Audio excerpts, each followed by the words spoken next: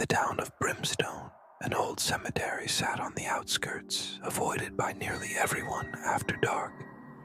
The locals whispered about spirits roaming the graveyard, but Henry Hargrove, the cemetery caretaker for over 30 years, didn't believe in such things. He trimmed the grass, cleaned the headstones, and filled in graves, all without a second thought. To him, it was just a job. But one October night, something happened that he could never forget. It was colder than usual that evening, and a thick fog had rolled in, covering the cemetery in an eerie shroud. With his lantern in hand, Henry set out for his nightly rounds. The familiar crunch of gravel beneath his boots was the only sound in the unnerving silence. As the fog pressed in, the gravestones became ghostly shapes, barely visible in the mist. As he approached the far side of the cemetery, something unusual caught his eye. One of the graves looked disturbed, the dirt scattered as if it had been recently dug up. Henry frowned and knelt down, shining his lantern on the ground. Large, deep scratches marked the earth, as if something or someone had clawed their way out. A sense of unease crept into him. Standing up, he scanned the fog for any signs of movement. He had never been a superstitious man, but tonight felt different. The air was thick with a strange, oppressive energy. Just then, he heard it, a faint rustling behind him, like footsteps moving through the grass. Henry whipped around, lantern raised. "Who's there?" he called, his voice shaky in the cold night. No one answered, but then he saw it, a figure barely visible through the dense fog, moving slowly between the gravestones. The figure was heading toward the old mausoleum at the edge of the cemetery. Henry felt a chill run down his spine. The mausoleum hadn't been opened in decades. Its iron gate had rusted shut long ago. Curiosity, or perhaps something deeper, urged him forward. As he approached the mausoleum, he saw the iron gate was wide open, swinging gently in the breeze.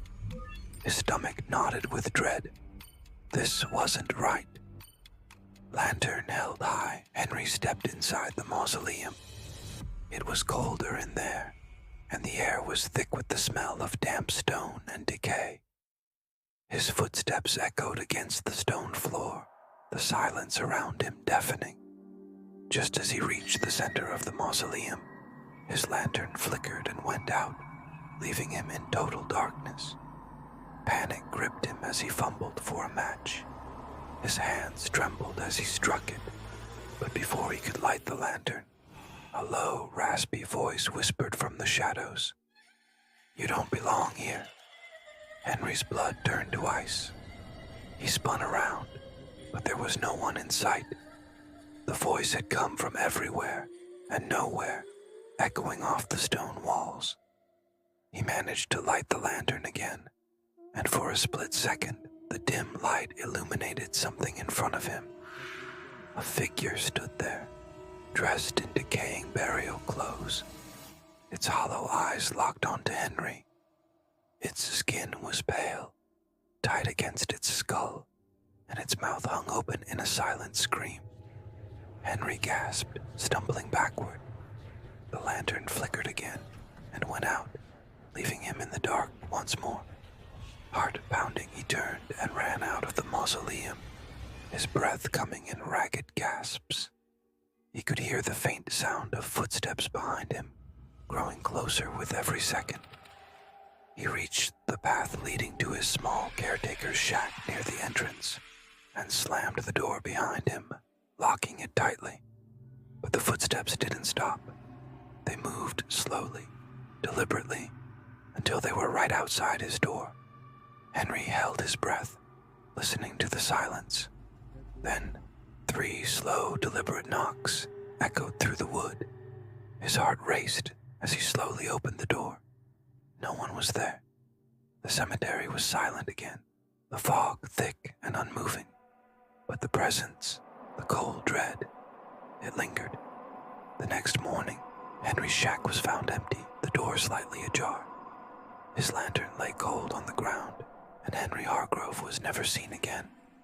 Some said he had finally left town, but others believed that something far darker had taken him.